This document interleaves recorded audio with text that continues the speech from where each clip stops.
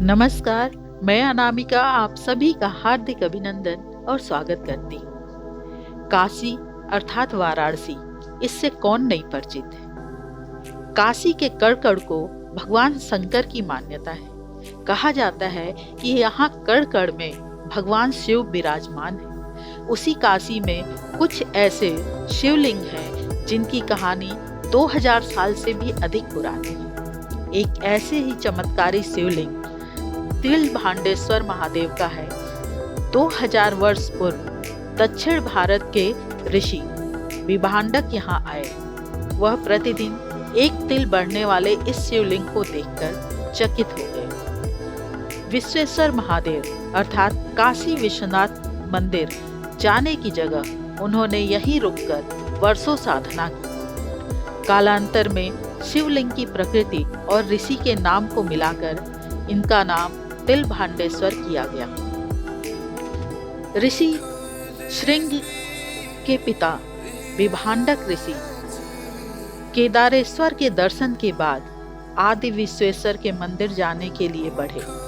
मार्ग पर आगे बढ़ते हुए उनकी दृष्टि जैसे ही इस शिलारूपी शिवलिंग पर पड़ी, वह ठहर गए। शिवलिंग से एक प्रकाश निकला और आकाशवाणी हुई।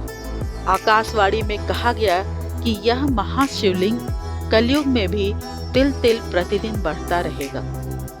कलयुग में कोई भी प्राणी यहाँ दर्शन और शिवलिंग का स्पर्श कर लेगा तो वह मोक्ष का अधिकारी होगा। मंदिर के वर्तमान महंत स्वामी शिवानंद ने बताया कि प्रयाग संगम और दशाश्वमेध में 1000 बार स्नान करने का जितना पुण्य है वह इस महाशिवलिंग के एक बार स्पर्श और दर्शन से प्राप्त होता है। तिलभांडेश्वर पर एक कलश जल चढ़ाने से 9 ग्रहों की बाधा भी दूर हो जाती है।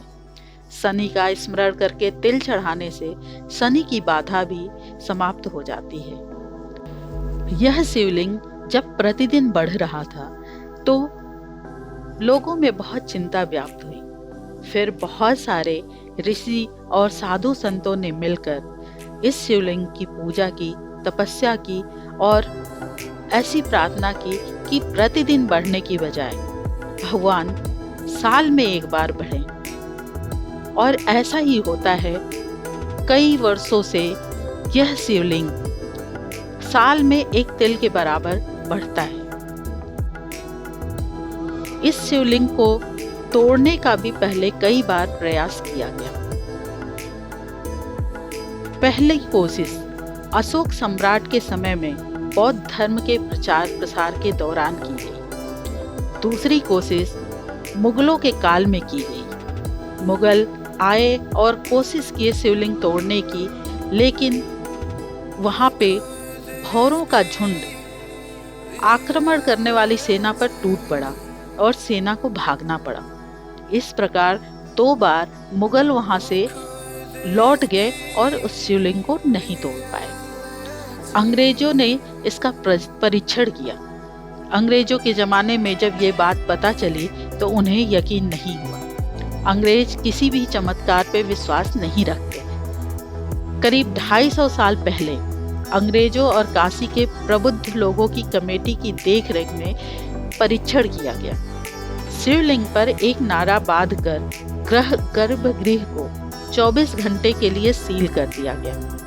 दोबारा जब गर्भगृह खोला गया तो नारा टूटा हुआ मिला। उस घटना के बाद काशी के विद्वानों ने मंदिर का नवग्रह बंधन किया। महाशिवरात्रि के दिन भोर में मंदिर खुलने से लेकर शाम 6 बजे तक सभी को गर्भगृह में प्रवेश और स्पर्श की अनुमति होती है। शाम 6 बजे शंख बजने के बाद महाशिवरात्रि का अनुष्ठान आरंभ हो जाता है। उसके बाद अगली सुबह 6 बजे तक गर्भगृह में अर्चकों के अतिरिक्त किसी का प्रवेश नहीं होता है। सामान्य भक्त इस दिवस को शिव पार्वती के विवाह के रूप में स्मरण करते हैं। मंदिर निर्माण के बारे में बताया जाता है कि विजयनगरम के किसी राजा ने इस भव्य एवं बड़े मंदिर को बनवाया था।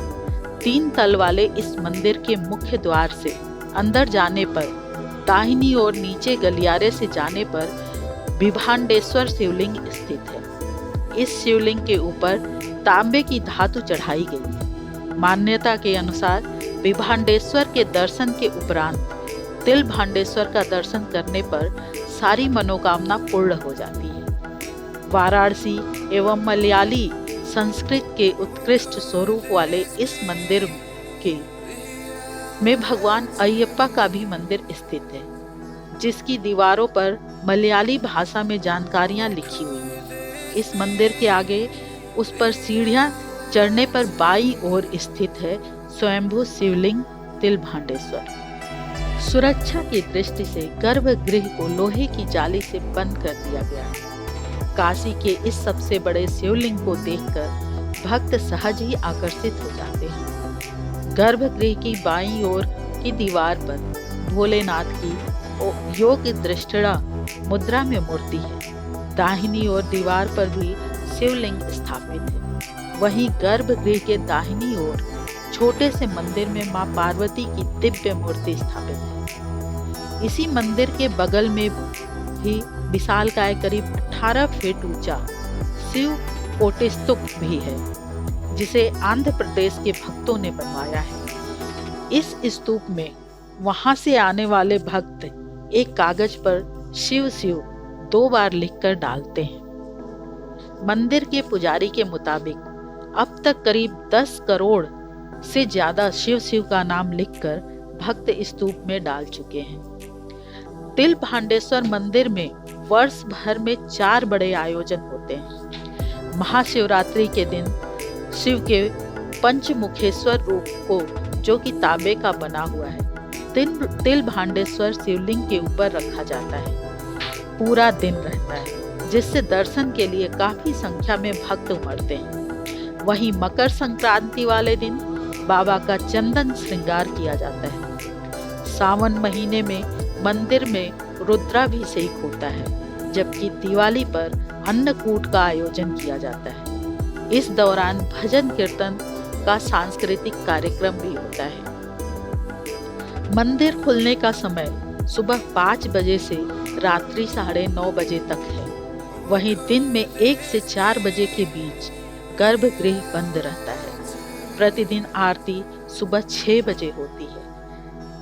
इस प्रकार हमने आपके सामने तिलभांडेश्वर के कहानी और उनके मंदिर के बारे में वर्णन किया।